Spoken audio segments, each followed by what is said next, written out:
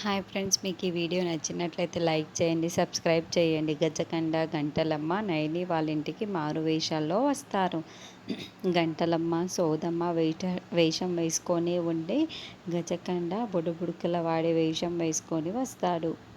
Gate ముందు నిల్చొని వీళ్ళిద్దరూ మాట్లాడుకుంటూ ఉంటే పైనుంచి గాయత్రి పాప వీళ్ళని గమనిస్తూ ఉంటుంది.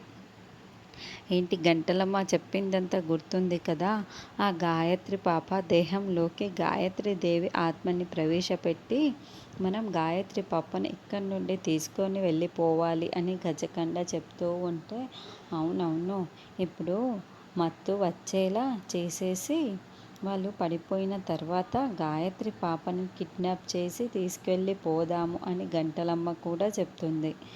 అలాగే అలాగే మన ప్లాన్ ఎవరికి డౌట్ రాకుండా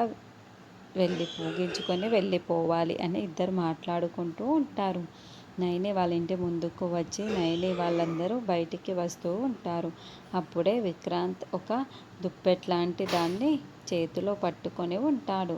విశాలేమో గాయత్రి పాపను పక్కన కూర్చోబెట్టుకొని ఉంటే గంటలమ్మ గజకండ ఇద్దరు వాళ్ళ ముందు కూర్చొని ఉంటారు. అప్పుడే ఆ దుప్పటిని మాపై కప్పండి అని చెప్పడంతో వాళ్ళ నలుగురికి దుప్పట్టు కప్పేస్తారు.